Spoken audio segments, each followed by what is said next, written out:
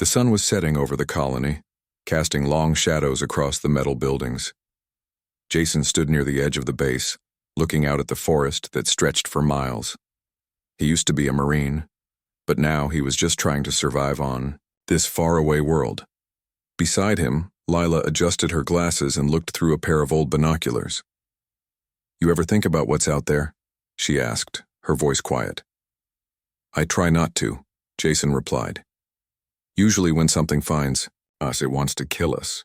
They were part of a small research team stationed on Nova 9, one of the outer colonies where humans were still learning how to live. The mission was peaceful: study the planet, look for signs of life, and maybe make contact if they found anything intelligent. But lately, things had been strange. Equipment went missing. Sensors picked up movement, but nothing showed up on camera. Then came the sounds, low, guttural noises that didn't belong to any animal on record. One night, while most of the team slept, a tremor shook the ground. Not like an earthquake, but like something heavy was walking nearby. Jason grabbed his rifle and ran outside. Lila followed close behind. They weren't alone. In the distance between the trees, something shimmered in the air. It looked like nothing at first, just a ripple in the wind. But then it moved. Fast, a dark figure leapt from the woods, moving with unnatural speed. It landed on top of a supply container with a metallic clang. Its body was covered in black armor that shifted like liquid. Glowing eyes stared down at them. "Get back," Jason shouted, pushing Lila behind him. Another figure appeared, then another. They surrounded the base, silent and watching. Lila whispered, "They're not scanning us. They're hunting us." Before anyone could react, one of the creatures lunged. It struck a technician who had come out to investigate. Blood sprayed into the air. The man screamed once, then fell silent. Panic spread through the camp. People ran in every direction, shouting, crying, trying to find cover. The creatures moved like shadows, killing with terrifying precision. Jason fired his rifle, aiming at the nearest alien. The bullets hit, but barely slowed it down. It turned toward him, tilted its head like it was curious, then charged. He dove aside as it crashed into the ground where he'd been standing. He rolled to his feet and pulled Lila toward the command center. "We have to get out of here," he said. "Who are they?" she asked, breathless. Jason looked at the bodies scattered around the base. "Not who," he said. "What?" The attack was over as fast as it started. Smoke rose from the burning buildings, and the forest echoed with the cries of the wounded. Jason pulled Lila behind a broken wall, both of them breathing hard. The rest of the team was gone. Some dead. Some missing. They had to move. Jason grabbed what supplies he could find. Food, water, a few weapons that still worked. Lila helped, where she could, though her hands shook badly. They didn't talk much as they ran into the trees, deeper into the wilderness. For 2 days they traveled without stopping. Every sound made them jump. Every shadow looked like one of the creatures. On the 3rd day they found an old mining camp buried under vines and dirt. It wasn't perfect, but it would keep them alive for now. As they sat by a small fire, Jason stared at the ground. "We can't just hide," he said. "We don't have a choice," Lila replied. "Those things are not just soldiers. They're something else." He nodded. He knew she was right, but he also knew hiding wouldn't save them forever. Later that night, they listened to a broken radio they found in the camp. Static filled the air until a voice came through. "Any survivors? Vornak attack. Do not engage. Repeat. Do not engage." Lila turned to Jason. "They know what these things are." Jason stood up. "Then we need to learn more." Over the next few days, they studied everything they could find about the attackers. They called themselves the Vornak. They were not explorers or diplomats. They were hunters. They moved from world to world, killing anyone who tried to resist. But something strange caught their attention. The Vornak didn't take prisoners. They didn't try to talk. They only killed. "Maybe they're afraid," Lila whispered. Jason looked at her like she was crazy. "Not of us," she added quickly. "But maybe they don't know how to stop." like animals trained to fight. Jason thought about it. If they couldn't be reasoned with, then maybe they could be outsmarted. He started building traps, using scrap metal, wires, and whatever explosives they had left. He made simple but deadly devices. Lila helped where she could, setting up tripwires and false trails. They weren't running anymore. They were getting ready to fight back. The forest was quiet, but not peaceful. It was the kind of silence that came before something bad happened. Jason crouched behind a fallen tree, his breath slow and steady. Beside him, Lila checked the small radio one last time. No signal. No help coming. They weren't alone anymore. Few days after the attack, more survivors had found their way to the old mining camp. Some were soldiers. Others were scientists or workers who barely knew how to hold a gun. They were scared, but they wanted to fight. Jason took charge. He didn't ask for the job, but nobody else stepped up. He divided them into teams, taught them how to move quietly, how to set traps, how to kill without being seen. Lila worked on something different. She studied the Vornak bodies left behind after the first attack. She looked at their armor, their weapons, even the way they moved. She started to see patterns, weaknesses. One night she called everyone together. "Their cloaks don't work all the time," she said. "If we use the right lights, we can see them." That changed everything. With that knowledge, Jason planned an ambush. They found a narrow pass between two hills where the Vornak had been seen moving. They lined the path with explosives, tripwires, and bright lights hidden in the trees. They waited. When the Vornak came, they moved like ghosts, silent and deadly. But this time, the humans were ready. As soon as the aliens entered the pass, the lights turned on. The Vornak stopped, confused. Their cloaks flickered. They became visible. Gunfire tore through the darkness. The battle was short and brutal. When it ended, 5 Vornak lay dead. The humans had lost only 1 man. It wasn't much, but it was enough. News spread fast among the scattered survivors across Nova 9. The Vornak could be killed. The monsters were not unstoppable. For the first time since the attack began, people started to believe they might survive. Jason stood over one of the alien bodies, looking at the strange symbols carved into its armor. "We're not prey," he said quietly. Lila joined him, her face covered in dirt and smoke. "No," she said. "We're hunters now." The Vornak did not like to lose. When news of the ambush reached their command ship orbiting Nova 9, they responded with fire. Entire colonies burned under heavy orbital strikes. Cities turned to ash in minutes. Human ships tried to fight back, but most were destroyed before they could reach the enemy fleet. Panic spread across human space. For years, people had believed they were alone in the stars, or that any alien life would be peaceful. Now they knew the truth. Jason and Lila watched the destruction from a hidden outpost built inside an old mining tunnel. The walls shook every time a ship exploded in the sky. "They're not just hunting us," Lila said. "They're trying to wipe us out." Jason didn't answer. He was watching a group of soldiers outside training with captured Vornak weapons. More people had joined their cause since the ambush. Ex-Marines, pilots, even criminals who wanted revenge.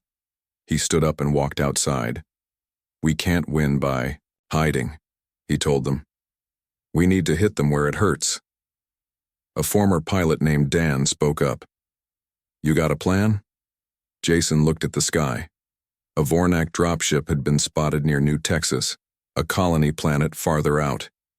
If they could destroy it, they might buy time for others to escape. "Yeah," Jason said, "we steal one of their own ships." It was insane. The Vornak tech was unlike anything humans had ever used. But Lila had spent days studying the wreckage. She understood how some of it worked. With help from a small team, they broke into a crashed Vornak transport. They patched the hull, rewired the controls, and somehow got the engines running. Flying the stolen ship wasn't easy. The controls responded to thoughts more than buttons. Several times they nearly crashed, but they made it to New Texas. There, they found a battlefield. Human forces were holding a line against waves of Vornak warriors. The air smelled like smoke and blood. Jason led his team in a surprise attack from behind enemy lines. They dropped explosives on a Vornak command post and disabled a cloaking tower that had been hiding enemy movement. For the first time, humans scored a real victory, not a lucky strike, not a retreat. A win. As they flew away, watching the enemy fall back, Lila looked at Jason. "They won't see us coming next time," she said. Jason nodded. "Good." Jason sat alone in a quiet room, the soft hum of lights above the only sound. He had been injured during the battle at New Texas. Not badly, but enough to keep him off his feet for a while. Outside, people were still celebrating their victory, but Jason wasn't sure it was a real win. They had stopped the Vornak for now, but the enemy was still out there, stronger and angrier than before. A guard opened the door, letting Lila inside. She looked tired but excited. "I learned something," she said, sitting down. "Something big." Jason raised an eyebrow. "What is it this time?" She pulled out a small data pad and showed him some notes. "The Vornak aren't just warriors by choice. They're controlled." He frowned. "Controlled? By who?" "By something else," she said. "Maybe not even them. I studied the prisoner we took. His mind. It's like someone else is telling him what to do. Like he can't think for himself." Jason didn't say anything at first. He thought about how the Vornak fought, not like soldiers, not like animals. They moved with purpose, never questioning orders, never showing fear. "So they're not really the enemy?" he asked. "Not completely," Layla said. "Someone or something is making them fight. If we can find that thing, maybe we can stop all of this." Jason stood up slowly, wincing from the pain in his side. "We need to tell the others." Later that night, they met with the other leaders, people who had joined the fight from different colonies. Some were soldiers, some were pilots, some were just trying to survive. Lila explained what she had found. Most of them didn't believe her at first. "You're saying these monsters are puppets?" one man asked. "Yes," she said. "And if we cut the strings, they might stop fighting." Some argued. Some laughed. But Jason believed her. "If this is true," he said, "then we're not just fighting for our lives. We're fighting for theirs too." After a long silence, one of the older fighters spoke. "If you're right, then where is this thing? The one pulling the strings?" Lila looked at the map on the table. Somewhere deep in Vornak space. Jason stared at the stars marked on the screen. "Then that's where we go next." The journey into Vornak space was dangerous. Most of the crew knew they might not come back, but they went anyway. Jason sat near the front of the stolen Vornak dropship, checking his gear for the 100th time. Beside him, Lila studied a data pad filled with maps and notes. Behind them, a small team of fighters prepared for what lay ahead. They had one mission: find the source of the hive mind that controlled the Vornak and destroy it. After days of flying through dark space, they reached their target, a planet no human had ever seen before. It was covered in thick clouds and surrounded by broken ships floating like ghosts in orbit. They landed quietly near a massive structure built into the side of a mountain.